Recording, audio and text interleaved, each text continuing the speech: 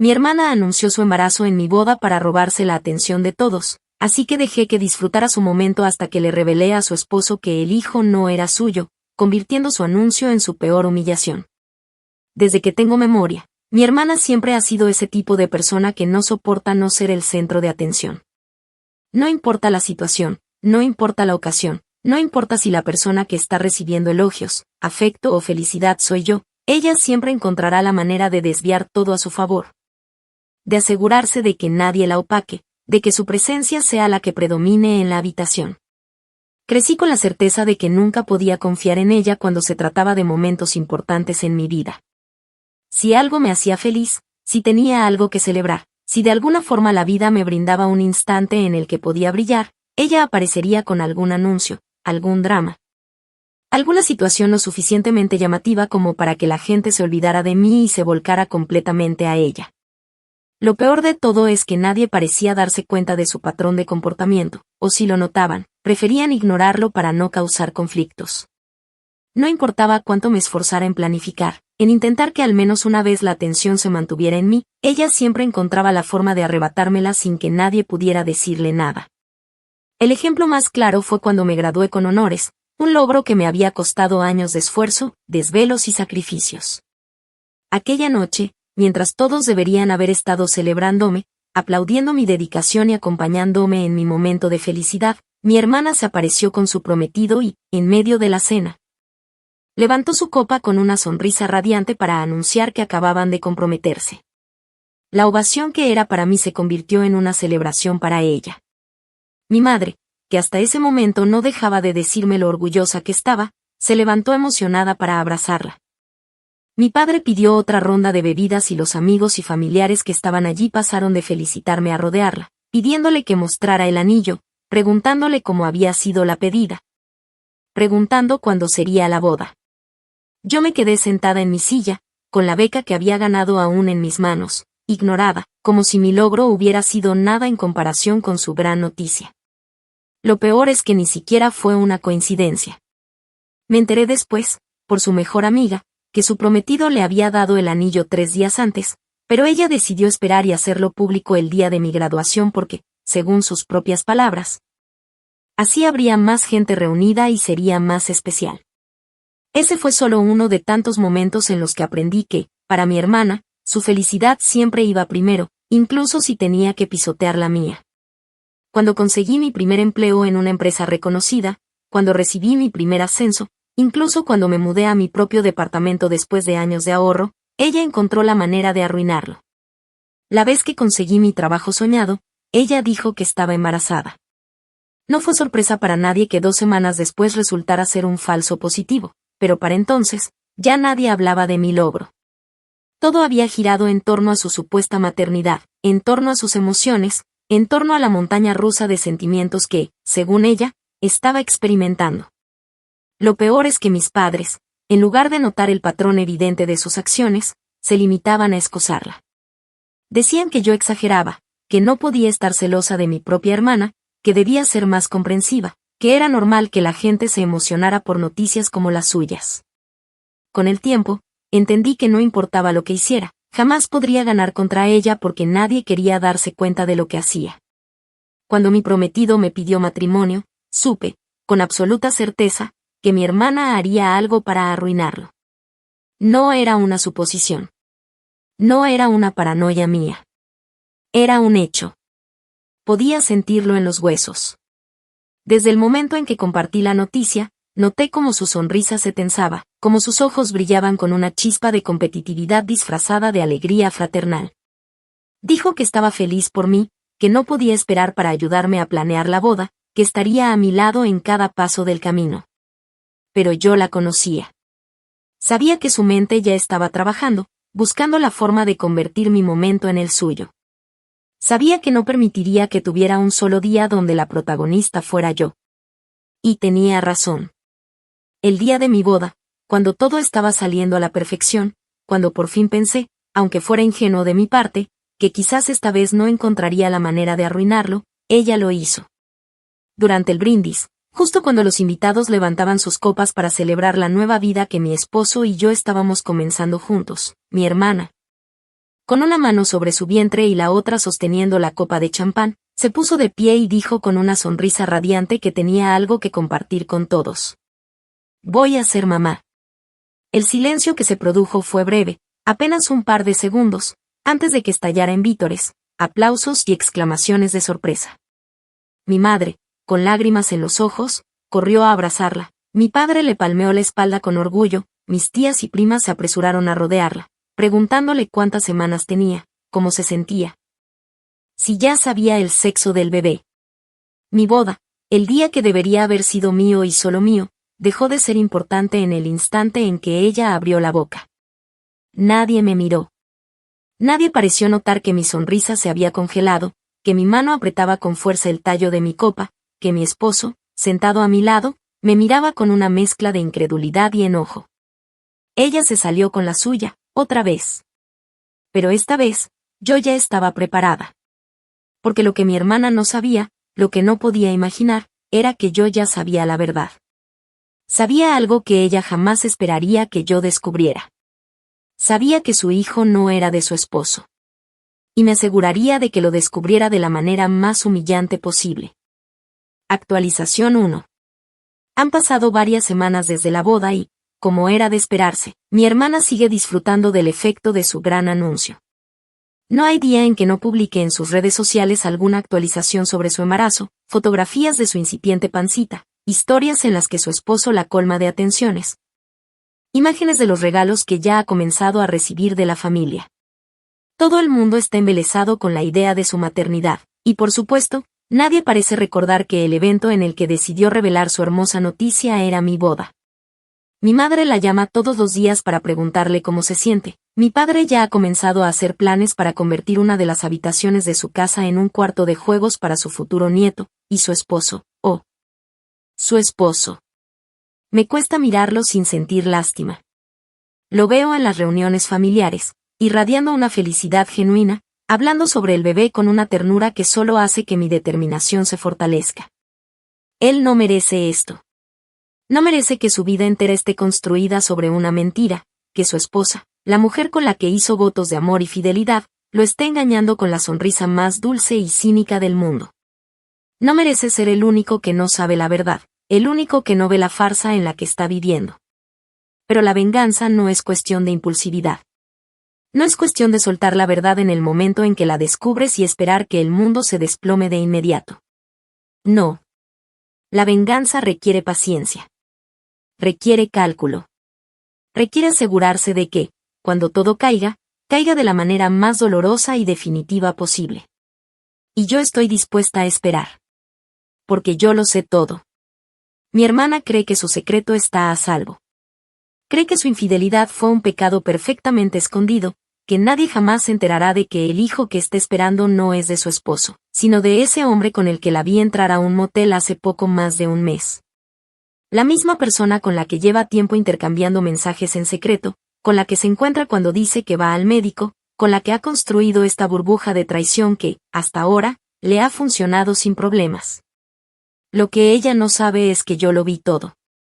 Aquella tarde, cuando la vi entrar a ese lugar con él, cuando la vi con mis propios ojos besarlo antes de cruzar la puerta de la habitación, supe que tenía en mis manos algo invaluable. No dije nada. No hice ninguna escena. Simplemente observé. Tomé las fotografías necesarias. Guardé la información en mi teléfono. Me aseguré de tener todo lo que necesitaba para el momento adecuado. Porque el momento adecuado no era en ese instante. No era cuando aún podía negarlo, cuando aún podía armarse de excusas y mentiras para salir del problema. No. El momento adecuado es cuando ya no haya escapatoria. Cuando el daño sea irreversible. Así que la dejo disfrutar. La veo sonreír, posar para las fotos, recibir las felicitaciones con la satisfacción de quien cree haber ganado la partida. La veo acariciar su vientre, hablar con dulzura de su futuro hijo, compartir su felicidad con el hombre que cree que es el padre. Le escucho reír, la veo brillar con la falsa pureza de alguien que ha logrado engañar a todos, convencida de que su mundo está perfectamente construido, de que nadie jamás podrá tocarla. Y yo espero. Espero con una calma implacable, porque sé que cuando llegue el momento de revelar la verdad, no será solo un golpe. Será la destrucción total. Y cada día que pasa, cada muestra de afecto que recibe, cada mensaje que publica presumiendo su amor y su maternidad, no hace más que alimentar la dulce expectativa de verla caer. Actualización 2. El tiempo sigue avanzando y con él, la ilusión de mi hermana de que ha logrado salirse con la suya se fortalece. Su embarazo ya no es solo una noticia reciente, sino una realidad visible. Su vientre ha comenzado a tomar forma, y con él, las muestras de amor y atenciones que recibe se han intensificado. Su esposo está completamente entregado a la idea de convertirse en padre, y no hay día en que no se esfuerce en demostrarle su amor, en cuidarla con una devoción que casi resulta dolorosa de ver, sabiendo lo que sé. La lleva a cada cita médica, la consiente con los antojos más ridículos, le besa la frente mientras le promete que será el mejor padre del mundo. Ella lo mira con ojos brillantes, con esa expresión falsa de ternura, con la seguridad de quien cree que ha construido la mentira perfecta, pero yo sé que, en el fondo, aunque no lo admita ni siquiera ante sí misma, hay un miedo latente en su interior. Un miedo que no ha tenido razones para dejar salir aún, pero que yo me encargaré de alimentar poco a poco. La venganza no es solo el golpe final, la revelación que lo destruye todo en un instante. No. La venganza verdadera es un proceso, un camino que se construye con paciencia y precisión. No basta con soltar la verdad como una bomba de tiempo. No es suficiente con esperar a que el bebé nazca y hacer pública la evidencia que tengo. Eso sería demasiado simple, demasiado limpio. No. La verdadera venganza es aquella que se infiltra en la mente de la víctima, que la carcome lentamente, que la hace dudar, que la hace temer, que la obliga a ver cómo su mundo se desmorona poco a poco hasta el punto en que el golpe final no es una sorpresa, sino la confirmación de un terror que ya la ha estado devorando por dentro. Así que, en lugar de exponerla de inmediato, he decidido hacer algo mucho más efectivo. Voy a sembrar la duda. Voy a introducir pequeños hilos de incertidumbre en la mente de su esposo, en la de ella misma, en la de todos a su alrededor, hasta que el peso de la verdad se haga insoportable y ya no tenga forma de sostener su mentira. Comienzo con los detalles sutiles, con comentarios casuales que, por sí solos, no despiertan sospechas, pero que al acumularse se convierten en una tormenta imposible de ignorar. En una conversación familiar, mientras todos hablan emocionados del bebé, dejo caer una observación aparentemente inofensiva, menciono que aún es pronto para saber a quién se parecerá, pero que sería interesante ver si hereda la nariz de su padre, dado que los rasgos faciales suelen ser bastante genéticos. Mi hermana, que hasta ese momento reía relajada, se tensa apenas un segundo. No es algo evidente para los demás, pero yo lo noto. Su sonrisa se endurece, su mano se aferra ligeramente a su vaso, sus ojos evitan los de su esposo por una fracción de segundo. No dice nada, deja que la conversación fluya, pero sé que la semilla está plantada. Días después, en una reunión con amigos de la familia, el tema del embarazo vuelve a surgir. Esta vez, es su esposo quien, con la emoción de quien no tiene la menor idea de lo que realmente ocurre, menciona con entusiasmo lo ansioso que está por ver si su hijo tendrá su mismo cabello oscuro y rizado. Porque en su familia todos lo tienen así desde generaciones atrás. Aprovecho la oportunidad y comento con ligereza que la genética puede ser impredecible, que hay casos en los que los bebés nacen con características inesperadas, que a veces incluso se parecen más a un familiar lejano que a sus propios padres. Nadie le da demasiada importancia a mi comentario, pero de reojo veo como la incomodidad en el rostro de mi hermana crece. Está comenzando a notarlo. Está comenzando a sentirlo. No es algo evidente aún, pero su mente ya ha recibido el primer golpe, la primera fisura en la coraza de su seguridad. Con el tiempo, sigo aumentando la intensidad de mis acciones. No lo hago de manera brusca, no lo hago de forma que pueda señalarme como responsable, sino con la sutileza de quien solo está participando en una conversación cualquiera. Le sugiero a su esposo que se involucre aún más en el embarazo, que pregunte detalles, que haga seguimiento de cada cita médica, que revise los estudios con atención. Un día, cuando estamos todos reunidos, le pregunto si ya han hablado con el médico sobre los rasgos genéticos del bebé, sobre posibles factores hereditarios. Él, con la inocencia de quien no sospecha nada, responde que aún no, pero que lo hará. Mi hermana intenta desviar el tema rápidamente, con una risa nerviosa y una excusa cualquiera sobre lo mucho que le aburre hablar de genética, pero sé que el daño está hecho. La cumbre de mi estrategia ocurre en una conversación aparentemente insignificante, cuando me encuentro a solas con su esposo por un momento. Él, siempre tan emocionado con la llegada de su hijo, menciona que ha estado leyendo sobre pruebas de compatibilidad genética para asegurarse de que el bebé no herede ninguna condición grave. Yo finjo interés, le digo que es una excelente idea, que es mejor prevenir cualquier problema futuro. Luego, con una expresión perfectamente calculada de duda fingida, suelto la frase que sé que cambiará todo, aunque ahora que lo mencionas, es curioso que nunca haya visto a tu familia y la de mi hermana comparando rasgos. A veces los niños terminan pareciéndose más a alguien inesperado. Es raro pensar que hasta que nazca, realmente nadie puede estar 100% seguro de a quién se parecerá, ¿no crees? Es solo un comentario. Solo una observación.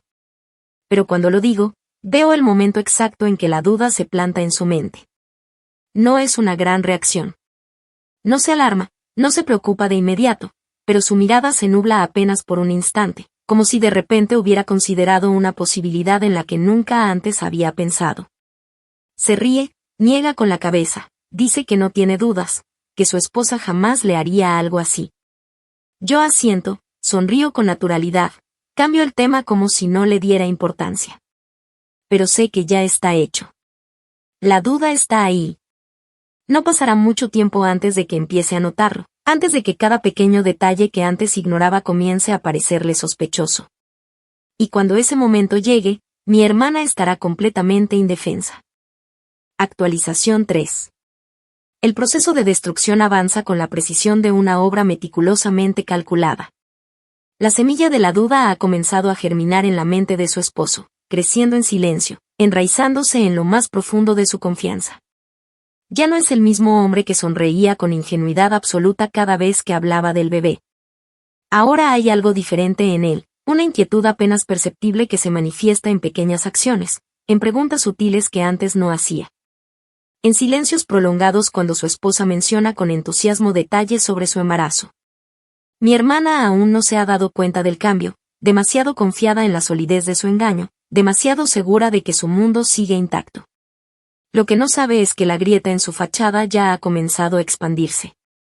Han pasado meses desde su anuncio en mi boda, meses en los que la he visto pavonearse con la falsa seguridad de quien cree que ha logrado salirse con la suya. Las reuniones familiares han girado en torno a ella, los regalos han seguido llegando, las felicitaciones no han cesado. La familia de su esposo la ha acogido con más cariño que nunca, asegurándole que será una madre maravillosa. Su esposo, sin embargo, aunque aún la trata con la misma devoción, ha comenzado a cambiar. No es algo drástico, no es algo que pueda alarmarla de inmediato, pero yo lo veo. Lo noto en cómo ya no le sostiene la mirada con la misma adoración ciega, en cómo sus caricias han perdido esa naturalidad despreocupada, en cómo sus preguntas se han vuelto más incisivas, más precisas. Pero el golpe definitivo aún no ha llegado. Sigo esperando el momento perfecto, el instante en el que su mundo sea lo suficientemente estable como para que la caída sea más devastadora. Y ese momento llega con la fiesta de bienvenida del bebé, el evento que mi hermana ha estado organizando con entusiasmo desmedido, convencida de que será otro de esos momentos en los que ella brillará, rodeada de amor, de felicitaciones, de atenciones. Es su gran celebración, el día en el que todos estarán reunidos para celebrar la inminente llegada de su hijo, el evento en el que espera ser el centro de todo, sin la menor idea de que también será el escenario de su ruina. El día llega y la casa está llena de invitados, amigos, familiares, compañeros de trabajo. Todo está decorado en tonos pasteles, la mesa rebosa de bocadillos y el ambiente está impregnado de ese aire de alegría festiva que mi hermana tanto disfruta.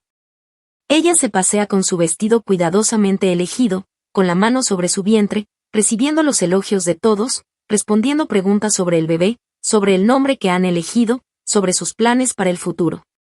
Su esposo está a su lado, sosteniéndole la mano, pero ya no es el mismo hombre de meses atrás. No hay forma de que ella no lo haya notado aún, pero está demasiado embriagada en su propia euforia para detenerse a analizarlo. Espero el momento exacto en el que ella se siente completamente segura, completamente convencida de que ha logrado lo que quería.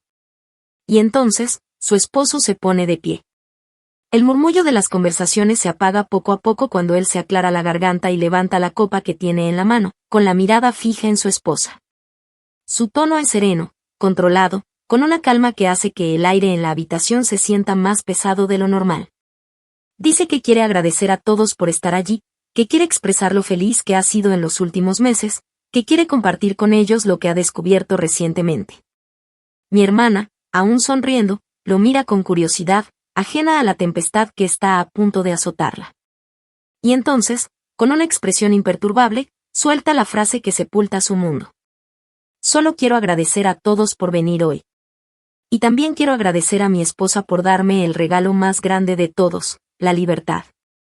Porque este bebé no es mío. El silencio que sigue es absoluto. Es un silencio pesado, sofocante, un vacío que se instala en la habitación con una fuerza demoledora. Mi hermana parpadea, como si no hubiera escuchado bien. Abre la boca para hablar, pero no encuentra palabras. Sus ojos buscan desesperadamente a alguien que la ayude a entender lo que está pasando, pero no hay nadie que pueda salvarla. Su esposo, sin apartar la mirada de ella, saca su teléfono del bolsillo y, con la misma calma implacable, muestra la prueba irrefutable de su traición. Las fotos. Las capturas de pantalla de las conversaciones. Las pruebas de la infidelidad que yo me aseguré de poner en sus manos. El aire se llena de murmullos, de exclamaciones ahogadas, de jadeos de incredulidad. Alguien deja caer su copa al suelo y el sonido del cristal rompiéndose resuena en la habitación, como si sellara la fractura irreversible del engaño de mi hermana. Ella se lleva una mano a la boca, negando con la cabeza, murmurando excusas incoherentes que nadie escucha. Su madre la mira con una mezcla de vergüenza y decepción. Su padre cierra los ojos, exhalando pesadamente como si de repente el peso de la humillación fuera demasiado. Sus suegros se alejan de ella con expresiones de asco. ¿Y su esposo? Su esposo la mira con la indiferencia de quien ha dejado de sentir algo. No hay gritos, no hay histeria. Solo la verdad, cruda y demoledora, expuesta ante todos de la manera más implacable posible. Y en ese instante, en ese preciso momento en el que veo el terror absoluto en los ojos de mi hermana, la certeza de que ha perdido todo, la confirmación de que ya no hay vuelta atrás. De que todo su mundo se ha derrumbado ante ella. Sé que mi venganza es perfecta. Actualización 4. El eco de la humillación pública aún resuena en el ambiente, como una herida abierta que no deja de sangrar. La noticia se ha esparcido como un incendio imposible de contener. Lo que comenzó como un anuncio devastador en una fiesta familiar ha trascendido mucho más allá de esas paredes. Se ha convertido en el tema de conversación en todas partes, en reuniones, en llamadas telefónicas, en susurros que circulan entre conocidos, en mensajes que viajan a través de grupos de WhatsApp y redes sociales. No hay manera de escapar de la verdad. No hay forma de borrar la imagen de su esposo mostrando las pruebas de su traición frente a todos, con una serenidad tan letal como un golpe certero al corazón. Ella ha tratado de contener el daño, de encontrar algún resquicio por donde escapar de la vergüenza, pero la realidad es implacable.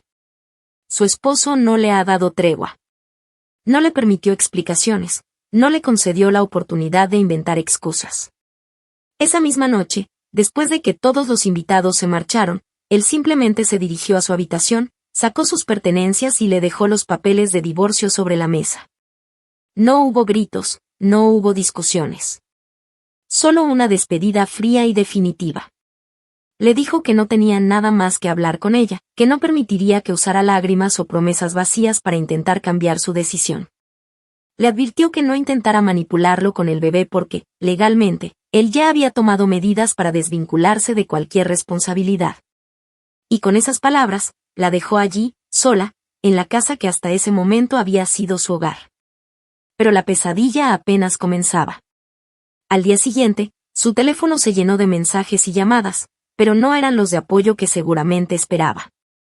Su suegra, una mujer que la había tratado como a una hija, le envió un mensaje corto y conciso en el que le decía que no quería volver a verla jamás, que le daba asco pensar en cómo había engañado a su hijo de esa manera.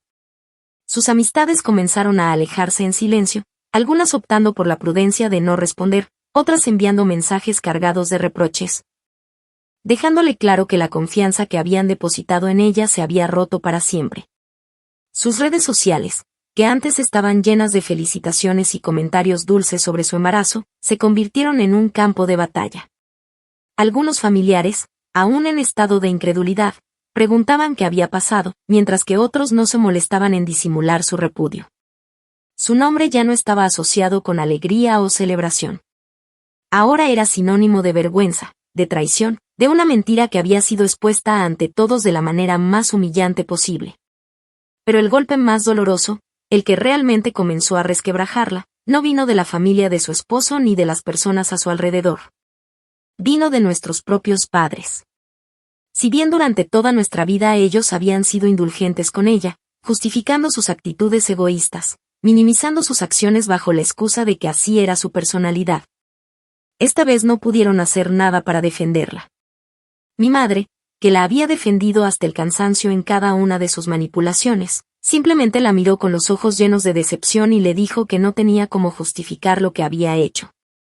Mi padre, que siempre había sido más reservado, se limitó a soltar un suspiro pesado antes de decirle que esperaba que asumiera las consecuencias de sus actos como una adulta, porque esta vez ellos no iban a intervenir para salvarla. Fue en ese momento cuando lo entendió. Cuando por fin vio lo que realmente estaba ocurriendo. Cuando se dio cuenta de que, por primera vez en su vida, no tenía a nadie que la defendiera.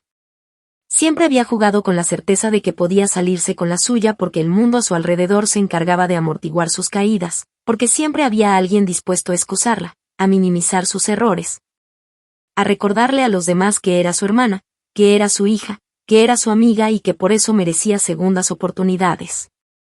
Pero esta vez no había un colchón que suavizara el impacto. Esta vez estaba cayendo sola. Los días pasaron y su mundo siguió desplomándose. Con la velocidad de una avalancha que no se puede detener, perdió todo lo que había construido con su farsa. Su suegra, que le había prometido ayudarla con el bebé, dejó en claro que no tenía ninguna intención de seguir involucrada en su vida. La casa que había compartido con su esposo dejó de ser su refugio cuando él le exigió que se marchara, dejándole claro que no tenía derecho a reclamar nada. En menos de una semana, pasó de ser una esposa adorada a una mujer repudiada por todos. Y entonces, en su desesperación, intentó hacer lo que mejor sabía hacer. Intentó manipular. Con la voz quebrada por el llanto, con la fragilidad de quien busca recuperar el control a través de la lástima, me llamó. Dijo que no tenía a dónde ir, que no sabía qué hacer, que todo estaba mal, que necesitaba ayuda. Su tono era una mezcla entre desesperación y enojo contenido, como si aún no pudiera procesar del todo cómo las cosas habían salido tan terriblemente mal. Esperaba de mí la respuesta de siempre, la complacencia de la hermana que solía ceder, que solía dejar pasar sus atropellos. Pero lo único que recibió fue mi silencio. Cuando finalmente hablé, lo hice con la misma calma con la que había observado todo desde el inicio. Le dije que ahora entendía cómo se sentía, que ahora sabía lo que era tener algo que consideraba suyo arrebatado de la manera más cruel e implacable. Le recordé lo que había hecho en mi boda, cómo me había robado el protagonismo con su anuncio egoísta, cómo había disfrutado viéndome relegada a un segundo plano en mi propio día.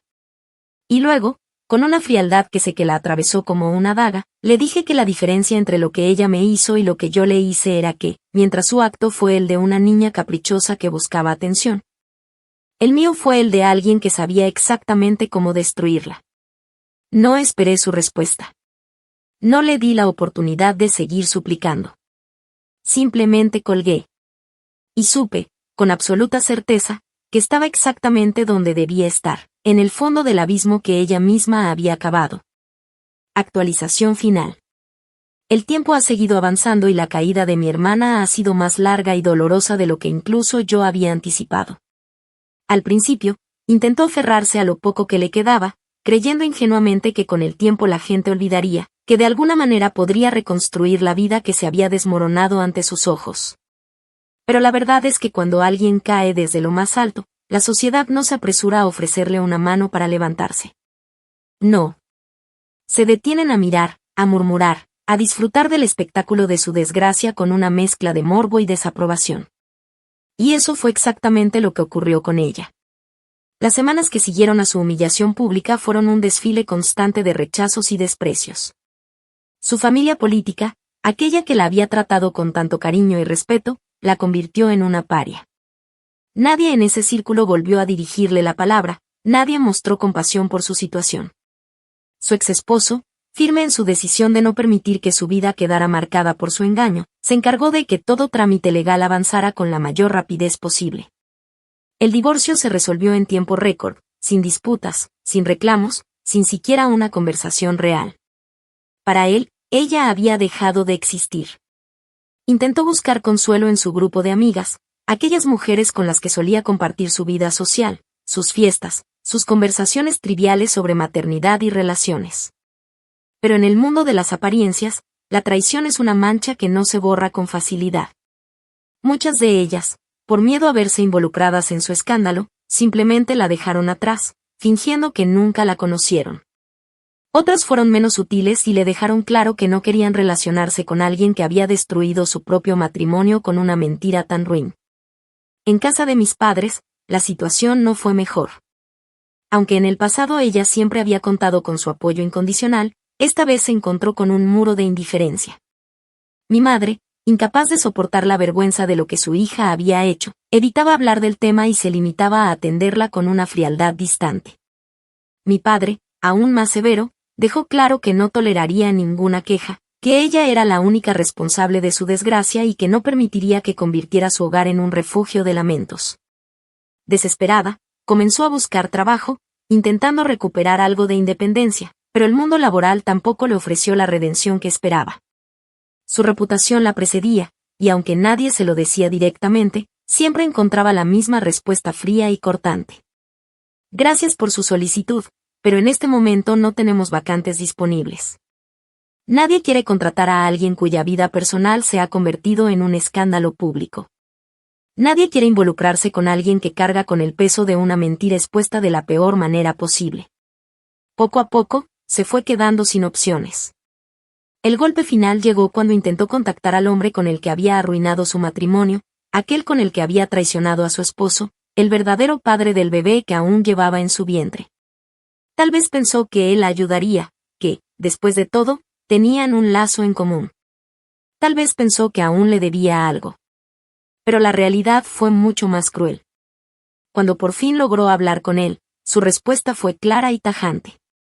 Dijo que no tenía interés en ser parte de su desastre, que nunca había querido algo serio con ella, que lo suyo había sido un error y que, si creía que él iba a responsabilizarse por el bebé, estaba perdiendo el tiempo. Y así, en el momento en que más necesitaba a alguien, descubrió que no tenía a nadie. Yo observé todo desde la distancia, sin intervenir, sin decir una sola palabra. No porque sintiera culpa, no porque me cuestionara lo que había hecho, sino porque sabía que ya no era necesario hacer nada más. La venganza perfecta no es solo aquella que destruye a alguien en un instante. Es la que sigue consumiéndolo, la que no deja escapatoria, la que se convierte en una condena silenciosa que persiste mucho después de que el golpe inicial ha sido dado. Pero hubo un último detalle que me aseguré de añadir, el clavo final en su ataúd. Una noche, después de semanas de silencio, después de ver cómo su mundo se había reducido a cenizas, le envié un mensaje. No era largo, no era elaborado, no necesitaba hacerlo. Solo eran 3 simples palabras, calculadas con la precisión de un disparo certero. ¿Valió la pena? No hubo respuesta. No la necesitaba. Porque sabía que, en la soledad de su habitación, con el peso de su vergüenza aplastándola, con el eco de todas sus pérdidas resonando en su mente, esas palabras la perseguirían mucho más que cualquier insulto, que cualquier reproche, que cualquier castigo. Y en ese instante, en el momento en que entendí que cada noche de su vida estaría marcada por la misma pregunta que nunca podría responder, supe que mi venganza no solo había sido perfecta. Había sido absoluta.